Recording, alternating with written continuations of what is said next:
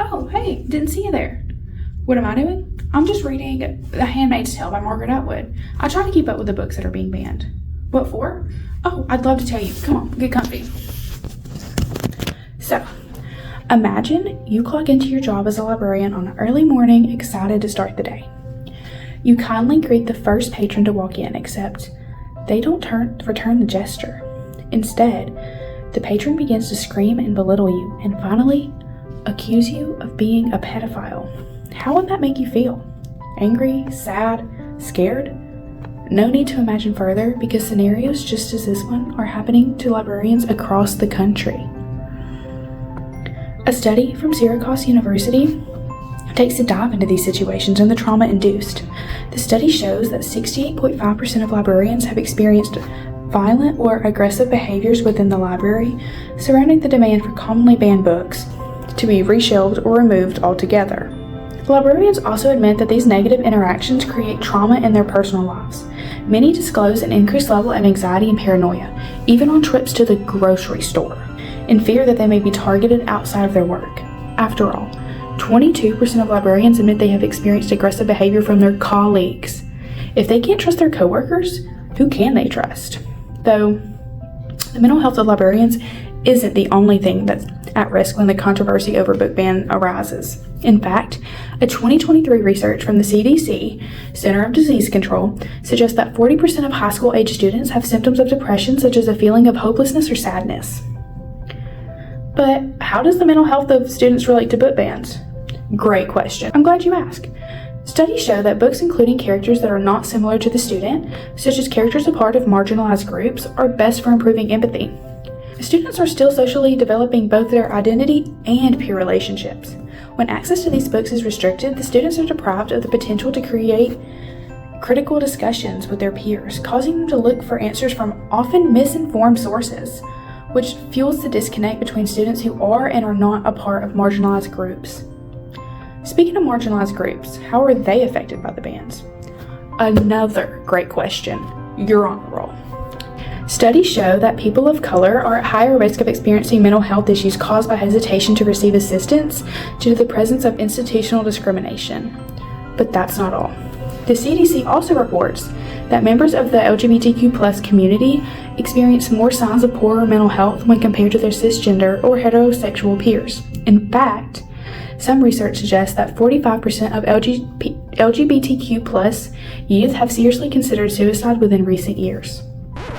If you or anyone you know is contemplating suicide, please call or text 988. Help is available and you are not alone. Now back to our regular scheduled programming. I think the best way to understand how and why the mental health of these students, especially those a part of marginalized groups, is affected, is to know exactly what content is being banned and why. So I did the only logical thing and read some of these banned books, specifically Genderqueer by Maia Kobabe and Flamer by Curato. Both books contain the story of how they explored their sexual identities and orientations from an early age, the mental health issues they experienced, and most importantly, how they reached out for support in times of need. Though I think it's important to note that not everyone sees these themes as black and white as this.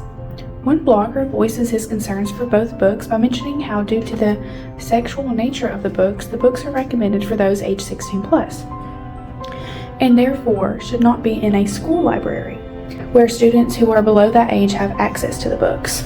Though I would like to take time to note that this same blogger is not against any book bans in public libraries. He just supports some of those for school libraries. While I do see where unrestricted access to certain books intended for mature audiences can be problematic, I would like to propose the idea that not all students have the opportunity to get to public libraries. Teens and students who lack transportation may not be able to attend public libraries to gain access to these books. The blogger ends his discussion with a claim that through a Christian lens, books that describe sexual acts can be labeled as pornographic material, and that it is the responsibility of parents to raise their children in terms of the Lord. While I do not dispute the claim that books describing sexual acts can be labeled as pornographic, I do think it is important to consider the context in which these acts are presented. In books such as Genderqueer and Flamer, which this blog is a comment on, they remain rather undescriptive, arguably, and are presented in a way to comfort the reader and show the normalcy of changing bodies and sexual identities, rather than for sexual pleasure, which is what pornographic material is used for. As for the comment on the Christian lens, there are currently hundreds of different religions active within the United States. So how can we base policies off of a specific one? Actually, that's a conversation for a different day. Back to the topic at hand, violence fueled by division over book bans is rising around the country, negatively impacting the mental health of librarians and students alike, though just as the Constitution states, citizens have the right to express oneself without government interference, aka the right to free speech. Perhaps a way to help resolve controversy around these bans is to start with school boards. Educational boards could enact policies that require librarians to ensure that students who want to check out books recommended for certain age groups are in fact of that age. That way, students still have access, though the access is no longer unrestricted. For public libraries, though, it's a bit different. Since it can be harder to enforce policies with the open public, government officials could provide consistent counseling resources for librarians across the country to assist with the increased levels of anxiety they may experience. One way you can help is to do your research, gain information from scholarly, peer-reviewed essays, and develop your own opinion. Once you do so, make sure to encourage your peers of the importance of being properly informed of the bans, specifically the content being banned. Before I go, once again, I want to say that if you or anyone you know is contemplating suicide, call or text 988 for support. Stay safe, stay healthy, stay happy.